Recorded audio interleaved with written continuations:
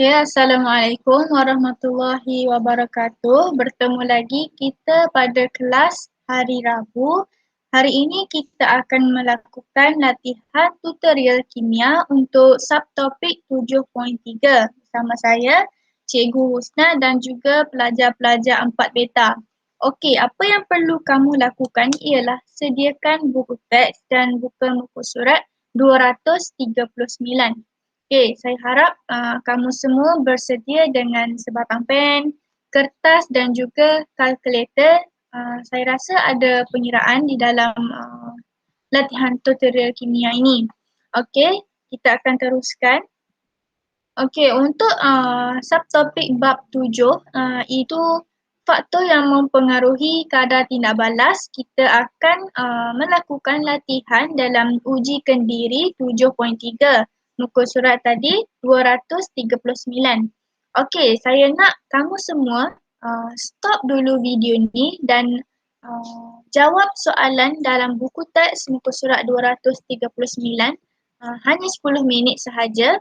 Jadi selepas kamu siap menjawab soalan-soalan itu, kamu buka kembali video ini dan kita akan cek bersama-sama.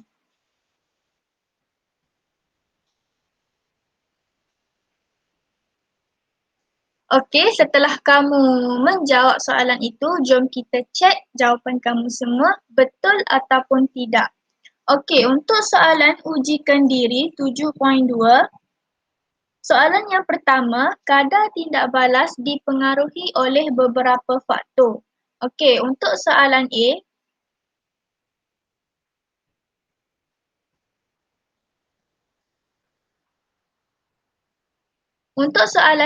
nyatakan 4 faktor. Dia mahu kita nyatakan 4 faktor yang boleh mempengaruhi kadar tindak balas. Apakah faktor yang mempengaruhi kadar tindak balas? Kita telah belajar pada minggu lepas, itu yang pertama adalah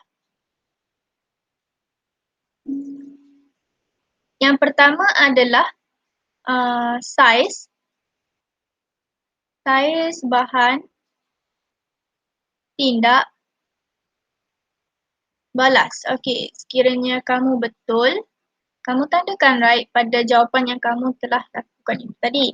Okey, untuk yang kedua jawapannya adalah kepekatan.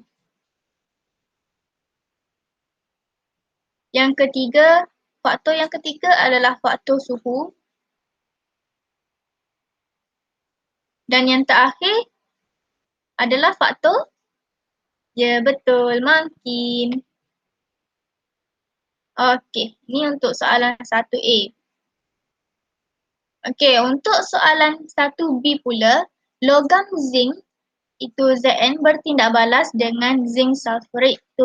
Zinc bertindak balas dengan sulfurik, ia berlebihan mengikut persamaan berikut. Akan melakukan persamaan inilah, persamaan yang telah seimbang. Okey, nyatakan 4 cara untuk mempercepatkan tindak balas. Okey, untuk jawapan yang pertama, 4 cara iaitu kita perlu menggantikan ketulan kepada serbuk. Jadi, pada jawapan anda, nyatakan pemboleh ubah yang dimanipulasikan. Apa yang kita ubah yang dimanipulasikan dan juga pemboleh ubah dimalarkan, apakah yang sama? Okey, untuk pemboleh ubah dimanipulasikan, saya tulis DM ya. Dimanipulasikan ialah saiz. Manakala untuk dimalarkan, saya tulis DML adalah kita boleh malarkan iaitu kepekatan asid sulfurik H2SO4. Okey, cara yang kedua kita boleh menggunakan, kita boleh menambah suhu asid, iaitu tingkatkan suhu asid. Okey, perkara yang dimanipulasi ialah suhu. Yang dimalarkan pula ialah kita boleh ambil sebagai contoh saiz serbuk zinc. Okay. Untuk cara yang ketiga adalah sebagai contoh kamu boleh gunakan kepekatan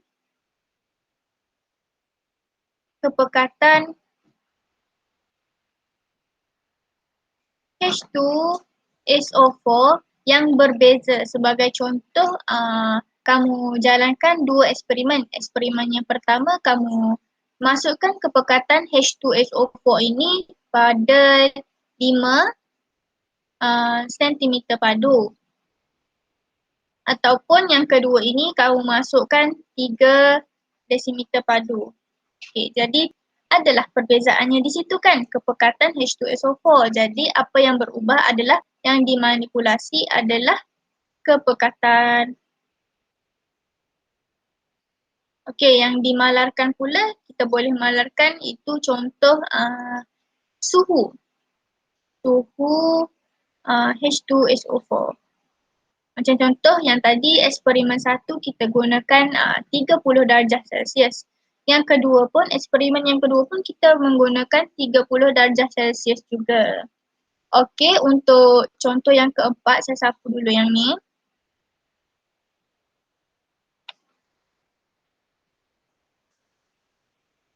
Okey. Untuk contoh yang keempat, kita boleh gantikan, itu kita boleh tambahkan, bukan gantikan ya, tambahkan mangkin. Okey, kita boleh masukkan mangkin di dalam larutan ini. Okey, apa yang dimanipulasikan adalah mangkin, kehadiran mangkin. Boleh tulis kehadiran mangkin. Okey, yang dimalarkan pula kita boleh, sama juga kita boleh guna yang ni, saiz ketulan tersebut. Saiz serbuk zinc, macam tu sahaja kita perlu tulis. Hanya tulis dalam point, kamu tak perlu tulis dalam ayat-ayat. Tapi kalau kamu nak tulis dalam ayat-ayat pun it's okay, tak apa.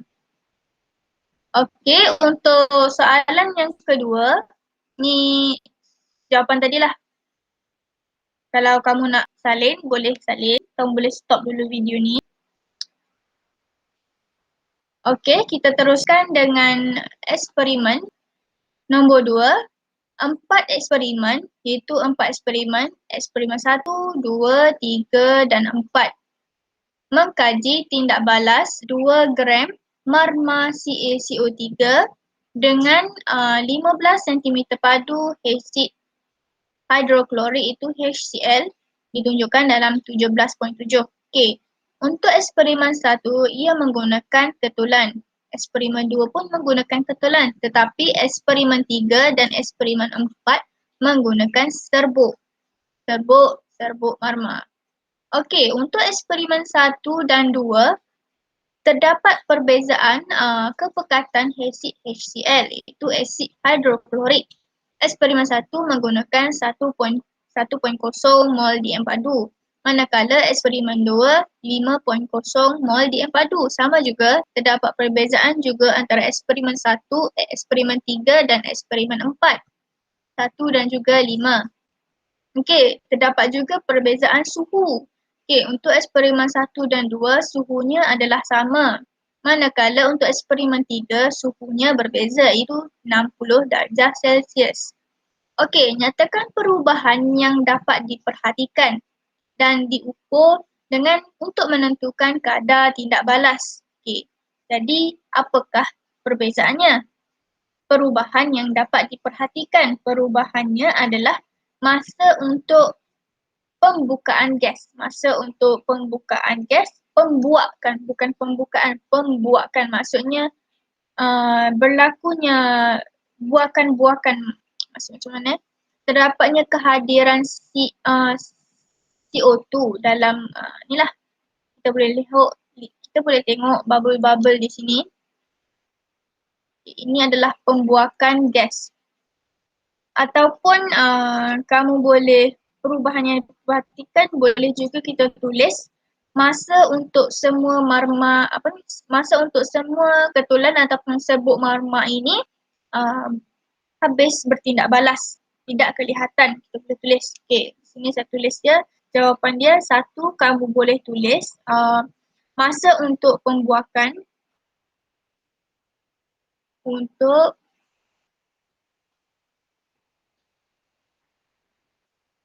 gas penti. Okey, jawapan yang kedua kamu boleh tulis masa untuk serbuk ataupun ketulan zinc habis terlarut. Okey, tekan yang kedua soalan B. Apakah pemboleh ubah dimanipulasi dalam eksperimen ini? Dimanipulasi ni change. Apakah yang berubah? Okay, kita boleh lihat tadi dari segi saiz zinc.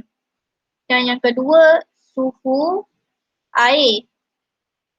Dan yang terakhir sekali kita boleh lihat ialah kepekatan HCl. Okey, eksperimen yang manakah mempunyai kadar tindak balas paling awal? Maksudnya paling awal ini paling awal dari segi pembuakan gas ini berhenti. Habis gas tersebut hilang daripada kelihatan kita. Okey, ataupun kita boleh lihat masa untuk serbuk ataupun ketulan itu habis terlarut. Okey, jelaskan jawapan anda. Jadi kita boleh lihat di sini eksperimen 4 mempunyai kadar tindak balas yang paling tinggi. Okey, kita tulis dulu. Eksperimen 4. Okey, jelaskan jawapan anda. Mengapa? Sebab kepekatan yang pertama kita masukkan yang ubah tadi, kepekatan paling tinggi. Yang kedua suhu paling tinggi.